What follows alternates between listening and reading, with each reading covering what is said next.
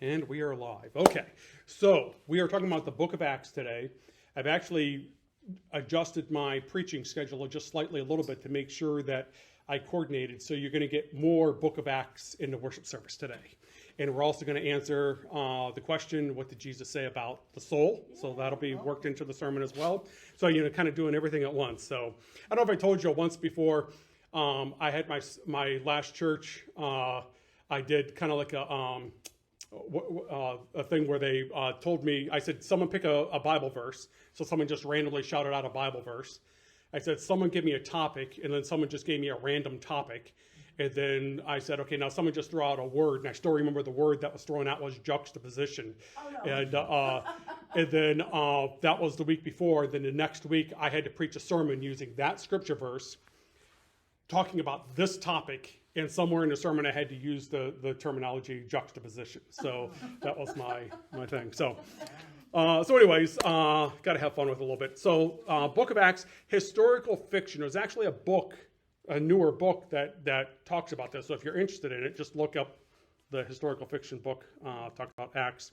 So if you don't know what historical fiction is, it's a genre of literary film comprising narratives that take place in the past, but are characterized chiefly by imaginative reconstruction of historical events. So Jack and Rose is not real, even though the event of the Titanic is real. Okay, so there we go. Historical fiction, the book of Acts takes place in the past, is characterized chiefly by an imaginative reconstruction of historical events. Now, the problem is, and when I say the problem, most Christians understand that the book of Acts is where we get our church history from. So the Gospels talk about Jesus and Paul's letters, but the book of Acts is church history. That's what it is. So people look at it as a historical document. It's someone sat down and wrote the history of the church. We're going to take a closer look, see what happens. So here's an example. Paul said that he did not go up to Jerusalem. He said that he saw none of the other apostles. And Paul says that he was personally unknown to the churches of Judea that are in Christ. This is Paul's own words talking about himself. In the book of Acts, this book of Acts is written after the original disciples are dead and after Paul is dead. So the book of Acts is now trying to reconcile these two opposing groups. The disciples who had one theology and Paul who had another theology, and they were at bitter ends. And the book of Acts says, they had their differences, but they were frenemies. They really got along well, and trying to reconcile the two together as one group, trying to bring on board and also bring authenticity, because if you had to follow someone, and there's more obviously you'd look at, but if you were going to follow someone who literally followed Jesus, was in his footsteps, in the presence of his teachings, lived and breathed Jesus, or Paul, a man who lived in the Greek world and never met Jesus a day in his life, which one of these two groups understand Jesus better? So now the Paul group needs to justify why they're the ones to follow. And there are different things that they do, but one of the things that they're doing down the road is like, they weren't as at odds as we're saying that they are. They were just, talking two sides of the same coin. And so Acts tries to massage this a little bit. In Acts, Paul is in Jerusalem from the very beginning. Paul is at the stoning of Stephen and drags people from their homes and putting them in prisons. So this is a different picture from what you get from Paul's own writings. I talked about this before when I talked about the anti-Semitism in the Bible. That Paul didn't drag people from their homes, and I thought that was his thing. That was his thing. When he was Saul. The book of Acts. By the way, Saul and Paul is the same name, just exactly how you'd say it in the Semitic languages or in the Greek world. And there's a lot of that going on in the Bible. And then God changed his name. No, it's the same name. It's how different people said it. So that's a lot of what's going on in the Bible. So Acts does say that he drugged people from their homes. Paul does say that he persecuted the Jesus followers. But what's he mean by persecuting? I can see in his texts that he verbally persecutes them, but persecuting doesn't necessarily mean that he stoned them. He just says that he was in opposition and fought against them. But what does that mean? So we have an ambiguous thing from Paul, but if Paul was never in Jerusalem, which Paul says he wasn't, and he was unknown to them, it seems unlikely that he would have been physically persecuting them, because you have to be in their presence to physically persecute them. So you get a different story. Going back. I skipped that too quick. I got to go back. But anyways, in that last one, we can look at this one here too. In the last slide, I skipped over too quickly. The book of Acts said that Paul was threatened to be killed by the Jews. Remember the anti-Semitism? He was going to be killed by the Jews. And then his buddies let him out a hole in the wall in a basket, and he escaped that way. And here, it was the governor under King Aretas, which is an Arabian. Damascus is actually under Arabia area. The whole Petra thing, was all part of this Arabian kingdom. That this person was trying to persecute Paul, according to Paul's own words. And his buddies let him out of a wall in a basket. And, some people try to reconcile these two and say, oh, well, it happened twice. Well, they fell for the old basket in the wall trick twice. It's one of those things. So it's Acts taking this event and blaming the Jews for it. So is he historically accurate, or does he have an agenda? And then Paul's own words. After that event, after he escaped, he went into Arabia. So he went deeper in Arabia, probably to Petra. So he went deeper into Arabia, according to Paul's own words. According to Acts, he went to Jerusalem. Again, connecting with the disciples as much as possible. He's constantly going to Jerusalem. He's constantly hanging out with the disciples. But that's not what Paul said he did. But that's what Acts wants him to do. And then this is where, they become frenemies. So we have Paul and James, the head of the disciples at that point, or Paul and Peter, or whoever you want to connect them with. They're a little different. They don't get along with everything, but really they're brothers. They were all on the same team. Paul was so angry. First denomination. What's that? The first denomination. The first denominational split, that's right.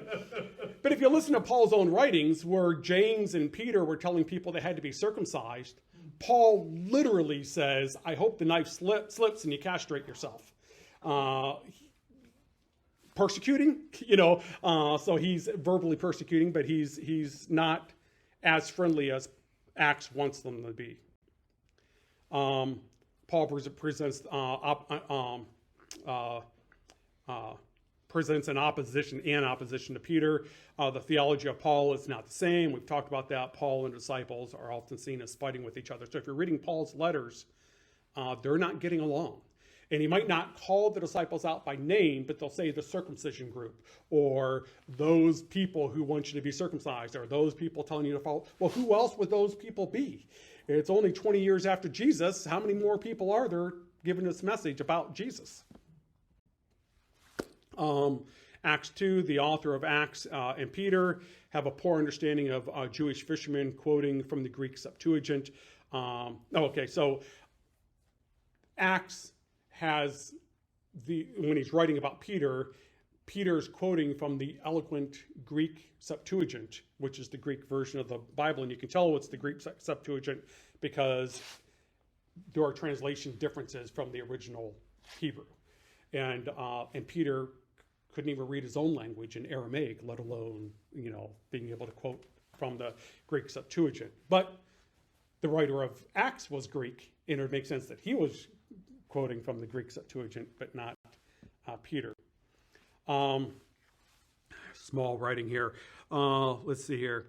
Almost every reference to Jewish history comes from Josephus, which is another can of worms, because Josephus comes a lot later than Luke Acts. We'll talk about Luke Acts. But Josephus comes much later, so that's another very recent question it's calling into question of when was this really written or possibly re-edited or however you want to look at it. But there is some question about the connection. And the evidence would suggest that Acts copied from Josephus, and it wasn't that Josephus was copying from Acts. And there's evidence that kind of spells that out. We'll get into that. Okay, here's where it gets fun. Okay, you ready for this? Okay, Euripides, there was a miraculous unlocking of chains in this Greek tale. Okay, there was a miraculous unlocking of chains. There was an escape due to an earthquake, and there is an escape from prison, both from Peter and Paul, that happened exactly like the escape from Euripides. Coincidence? I think not. That he takes this tale and says, oh, I'm going to put Paul's name in here instead, and just creates this narrative. So did Paul really get imprisoned? Well, Paul does say that he was in prison. Did he get out of prison? Well, he did get out of prison. How did he get out of prison? I don't know. But it may not have happened coincidentally exactly like Euripides got out of prison. Okay. Odysseus. In this tale, Odysseus gets shipwrecked. Paul also coincidentally gets shipwrecked. Odysseus, our Acts uses the same vocabulary and images as Odysseus. So when you're reading it, you know how you can tell when someone else is writing because they're using someone else's language? Well, he's using Odysseus's exact terminology of how Odysseus writes and the same images. Both have an appearance of a divine being assuring safety. Both, after the shipwreck, end up riding a plank on the sea. Not a big door like Titanic, but a plank. Both land on an island with very welcoming strangers. And both Odysseus and Paul are mistaken for a god. And both leave the island on a new ship. Coincidence? That's a lot of details and exact terminology and language to be a coincidence. Go through the book of Acts, and you can do a parallel Greek historical work or Greek mythological work or, tale, and go through it and find the same language, the same imagery, the same things that happened. So is Paul actually retelling a historical event the way it happened, or does he have a theology he's trying to present? We'll talk about this a little bit in the sermon today too. Does he have a theology he's trying to present, and he's plagiarizing works that are already out there and inserting his hero for their hero in each one of these cases, and then packaging it in a greater story as he's talking about Paul. So the historical work of Acts is not actual history. We can literally go story to story and see this happening. Now, Peter, so he even plagiarizes the Hebrew text. So this is very small print, but in Acts 10, it talks about a vision that Peter has.